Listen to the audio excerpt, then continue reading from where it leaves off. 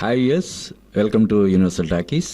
మోక్షజ్ఞ అనే హీరోగా పరిచయం చేసే సినిమాలో కూడా బాలయ్య నటించే అవకాశం ఉందని చెప్పి మనకు తెలుస్తుంది. అలాగే ఆదిత్య 999 అనే సినిమా, అది క్రిష్ దర్శకత్వం వహిస్తారా లేకపోతే బాలయ్య దర్శకత్వం వహిస్తారా అనే దాని మీద కూడా ఇంకా క్లారిటీ రావాలి. ఏదేమైనా ఇన్ని సినిమాలు అంటే మోస్ట్ హ్యాపెనింగ్ హీరో అంటారు జనరల్గా అప్కమింగ్ హీరోలను అయితే. అలాగా ఈయన మన బాలయ్య ఇప్పుడు మోస్ట్ వాంటెడ్ హీరోల జాబితాలో ఆయన ఫస్ట్ ప్లేస్లో, సీనియర్ హీరోల జాబితాలో ఫస్ట్ ప్లేస్లో ఉన్నాడని మనం చెప్పాలి. అంటే ఓ పక్క ఆల్రెడీ బాలయ్యతో సినిమాలు తీసిన దర్శకులు ఆయనతో మరొకసారి, రెండోసారి, మూడోసారి, నాలుగోసారి, ఐదోసారి, మన బోయపాటి అయితే నాలుగోసారి, ఇలాగా మళ్ళీ ఆయనతో కలిసి సినిమాలు చేయడం కోసం ఆసక్తి చూపిస్తుంటే కొంతమంది కొత్త దర్శకులు కూడా ఆయన కోసం ఈ దీని ట్రెండ్కి తగ్గట్టుగా స్క్రిప్ట్లు రెడీ చేసుకొని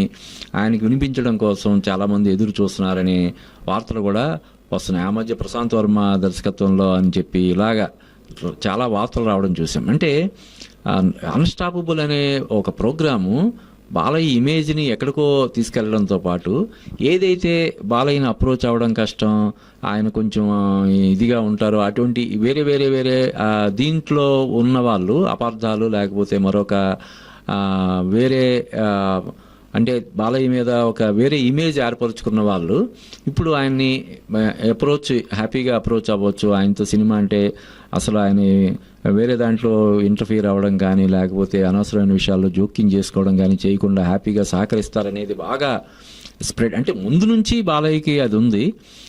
ఒకసారి స్క్రిప్ట్ ఫైనలైజ్ చేస్తే తర్వాత ఇందులో కూడా ఆయన ఇంటర్ఫియర్ అవ్వడం కానీ జోక్యం చేసుకోవడం కానీ చెయ్యరని చెప్పి ముందు నుంచి ఉంది. అది కాస్త ఇప్పుడు అంటే కొంతమంది యంగ్ డైరెక్టర్స్కి ఆయన అప్రోచ్ అవ్వాలంటే అలాగనే దీని నుంచి ఇప్పుడు వాళ్ళ అమ్మాయి తేజస్విని బాలయ్య సినిమాలకు సంబంధించినటువంటి వ్యవహారాల్లో క్రియేటివ్ సైడ్ ఇన్వాల్వ్ అవుతుందన్న నేపథ్యంలో ఇప్పుడు అప్రోచ్ అవ్వడానికి ఒక పలానా వేలో మనం అప్రోచ్ అవ్వచ్చు అనేది కూడా క్లారిటీ రావడం వల్ల కూడా ఇన్ని ప్రాజెక్టులు, ఇంతమంది సీనియర్ డైరెక్టర్లు కావచ్చు, యంగ్ డైరెక్టర్స్ కావచ్చు, ఇలాగా ఇప్పుడు ఉదాహరణకి గోపీచంద్ మల్లేని అంతకుముందు వీరసింహారెడ్డి సినిమాతో సూపర్ హిట్ కొట్టాడు, మళ్ళీ ఇప్పుడు జతగాడుతున్నాడు.